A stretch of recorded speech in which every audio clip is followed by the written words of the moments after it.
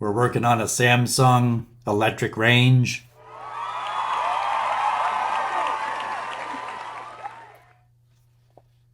So what is causing the hot surface light to stay on after the cooktop has completely cooled down?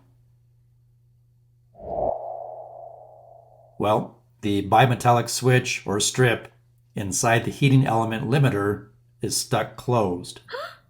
A bimetallic switch or strip consists of two dissimilar metals that will deform at different temperature set points when heated. Over time, the switch or strip can become weak and not spring back open after that metal has cooled down. So to give you a better example of what I'm talking about here, if we look at this graphic, you see you got your wire coming in on the left. You see you have your bimetallic switch or strip, and you have your two yellow contact points there. And you can see currently right now this switch is open. The contacts are not touching. So electricity can flow into this switch, but it cannot flow out of the switch. However, that bimetallic switch becomes weak and those contacts stay stuck together, then current will continue to flow through the wire, through the switch, out the wire, and it will leave that hot surface light on. And here's another quick, simple test I did to verify my suspicion. So we can see the hot surface light is on.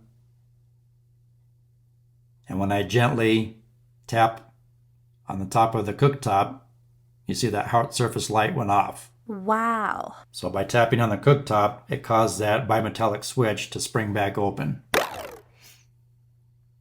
Now, obviously, another more accurate way to test your bimetallic switch on your limiter would be to open up your cooktop with the power turned off and use a multimeter to check the terminals on your limiter.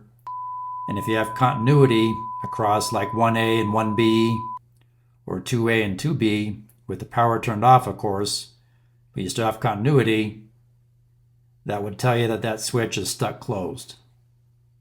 If you didn't have continuity, then that tells you the switch is open.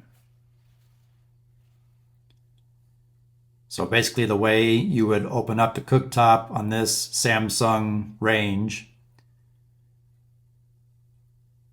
you open up the oven door, and if you look underneath, there's 3 mounting screws you have to unscrew with a Phillips head screwdriver. One there, one there, one there.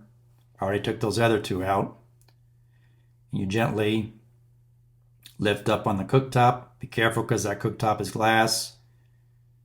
You can see your heating elements in there. You can disconnect that wiring harness, support the cooktop, unscrew those screws. That bracket comes down with your heating elements, and that's how you can replace your heating elements or the limiter.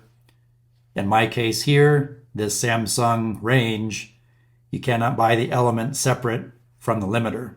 The limiter and the element come as one unit. So here's a better graphic of what I'm talking about. You can see the limiter is essentially a long skinny rod, like a temperature probe, that's connected to your bimetallic switch. And this again is all sold as one unit for $141.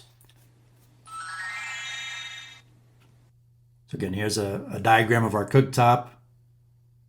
And the surface element we're working on is 1-4. So if you wanted to replace it, you could. I would replace it if the actual surface element was not heating up, or if it was intermittently shutting off before it got up to the temperature you wanted, then yeah, I would go ahead and replace it. But in this case, for that little hot surface light staying on intermittently, I'm not worried about replacing it at this time.